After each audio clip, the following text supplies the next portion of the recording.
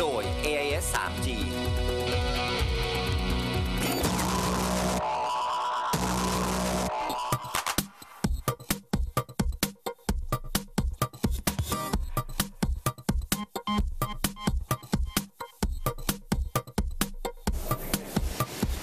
ก็แต่เช้านะท่านผู้ชมครับตอนนี้เนี่ยประมาณสัก6 โมงเช้าพระอาทิตย์ยังไม่ขึ้นเลยก็คือคักพิเศษนะครับในสถานีที่นี่ที่บาเลนเซียก็ผู้คนเนี่ยก็จะแห่แหนกันมานะครับต่อคิวซื้อตั๋วเหมือนเราเนี่ยแหละครับแล้วก็จะพยายามขึ้นรถไฟขบวนแรกที่พาเราไปยังเมืองเล็กๆที่ชื่อว่าบุญยอดก็ครึ่งชั่วโมงน่าจะออกสำหรับรถไฟก็คนน่าจะเยอะน่าจะแน่นนักท่องเที่ยวมาจากทั่วทั้งโลกนะครับเพื่องานนี้ก็ตั๋วพร้อมเรียบร้อยนะครับได้ทั้งไปแล้วก็กลับไม่แพงมากนะฮะแค่5 ยูโรเองจริงแล้วเขาบอกว่าออกจากบาเลนเซียเนี่ยประมาณสักไม่ถึง40 โลนะฮะแต่ว่ารถไฟที่เราจะขึ้นไปเนี่ยใช้เวลาเกือบชั่วโมงนะครับก็หวานเย็นนะค่อยไปคล้ายๆรถไฟไทยจริงแล้วคล้ายๆกับหัวลำโพงเหมือนกันนะแถวนี้ไปรีบเดินไปจองที่ก่อนดีกว่าแต่ผมมีความรู้สึกนะฮะถึงแม้ว่าเนี่ยจะเป็นขบวนแรกของวันนะครับถึงแม้ว่าตอนนี้เนี่ยแค่แบบ6 โมงนิดๆผมว่าที่นั่งเนี่ยคงไม่เหลือแล้วยืนอย่างเดียวยืนก็ลุยคือเขาจัดงานดีอย่างนะท่านผู้ชมครับเขารู้ว่านักท่องเที่ยวในปีหนึ่งเนี่ยมางานนี้เนี่ยเป็นหมื่นๆนะครับเขาก็ทำแบบว่าเขาเรียกอะไรติดมาร์กเกอร์นะฮะไว้ที่พื้นแล้วก็ให้เราเดินตามไปเดินตามมาเรื่อยเลยออกจากสถานีหลักสถานีใหญ่เดินมาเรื่อยแล้วก็มาเจอกับสถานีรถไฟใต้ดิน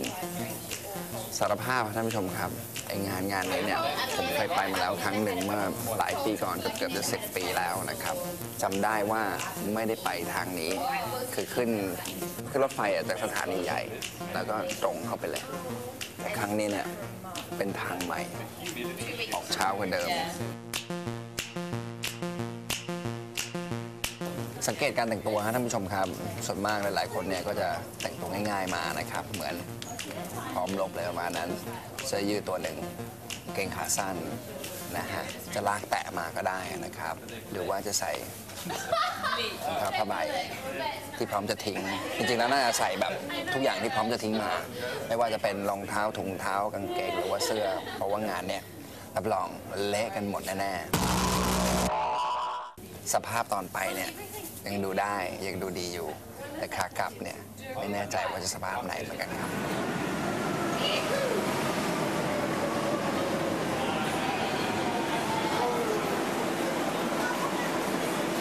เด็ก2 แถวเก่า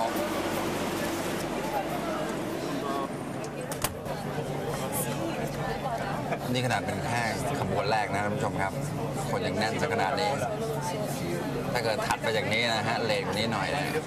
ว่าคนเป็นแสนหวังว่าคงขึ้นถูกขบวนแล้วกำลังไปเทศกาลเดียวกัน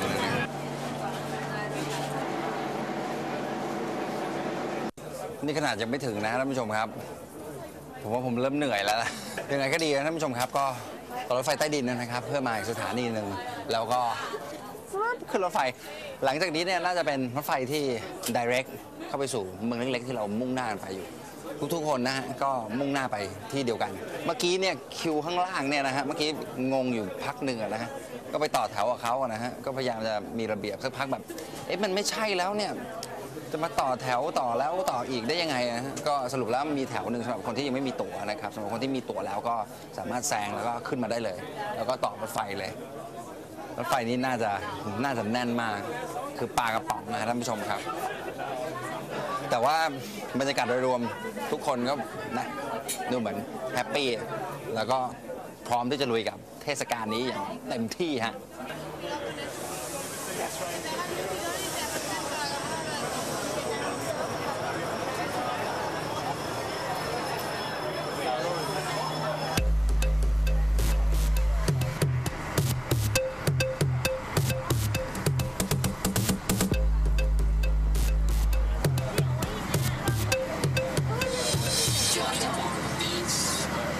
เก็บแรงไว้หน่อยท่านผู้ชมครับ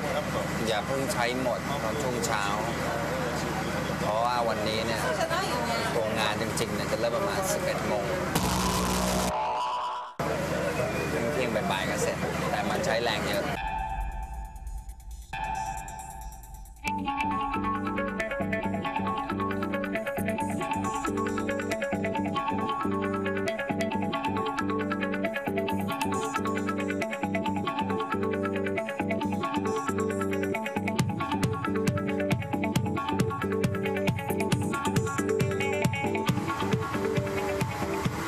ร้อยท่านผู้ชมครับ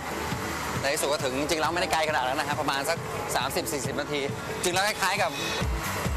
นั่งรถไฟจากกรุงเทพออกมาชลบุรีอะไรประมาณนั้นหลายๆคนนะฮะก็จะค้างคืนที่วาเลนเซียเพราะว่าที่พักมันเยอะกว่าจริงๆแล้วในเมืองนี้เนี่ยที่พักก็มีเหมือนกันนะครับแต่ว่าอาจจะมีให้เลือกน้อยนิดนึงนะครับก็ถ้าเกิดจะให้ดีให้ชัวร์นะครับก็พักในวาเลนเซียดีกว่าแต่ตอนนี้เรากำลังต้องมุ่งหน้าเข้าไปตัวจัตุรัสใจกลางเมืองนะครับถ้าเกิดช้านะมันจะไม่ได้เข้าไปอยู่ในใจกลางของเทศกาลมาถึงขนาดนี้มากระสุดเขตเทศกาลไม่ได้เราต้องเข้าไปใกล้ที่สุดปะ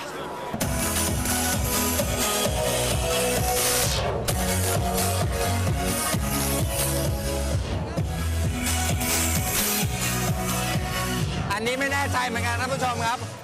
ว่าพี่เขาลากกันมาตั้งแต่เมื่อคืนหรือเปล่าแต่นี่แค่8 โมงกว่าเองนะน่าจะลากตั้งแต่เมื่อคืนหรือเพิ่งมาเปิด7 โมงเช้า2 ข้างทางท่านผู้ชมครับอย่างที่เห็นคึกคักมากๆทุกคนกำลังเดินทางมุ่งหน้าไปสู่เมนสแควร์จัตุรัสกลางของเมืองบุญย่อนะครับ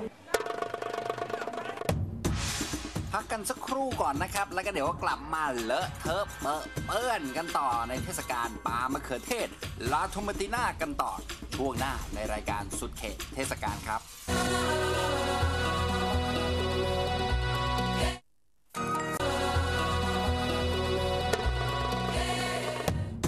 หลังจากที่ตื่นเช้าดังดนชิงขึ้นรถไฟมาให้ได้เร็วที่สุดเพื่อจะได้จับจองพื้นที่ให้มันริงไซส์ที่สุดใกล้ถึงเวลาเริ่มแล้วครับเตรียมใส่แว่นกันน้ำแล้วก็ตะลุยไปกับผมในงานลาโทมาติน่ากันต่อได้เลยครับสนับสนุนโดยโยเกิร์ตดัชชี่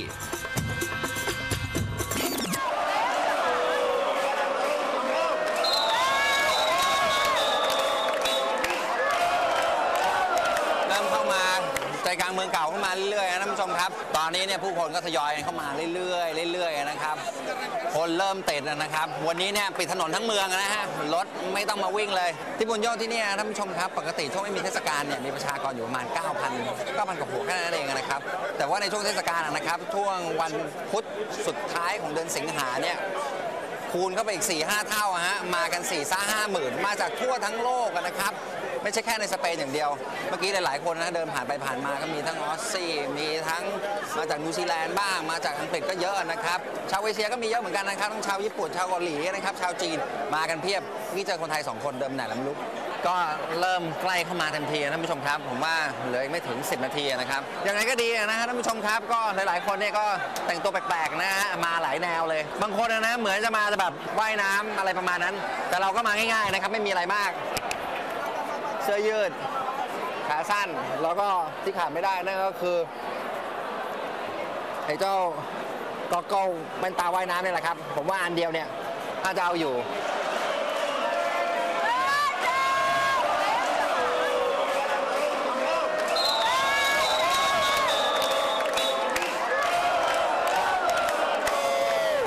ทุกคนเริ่มเฮท่านผู้ชมครับ11 โมงตรง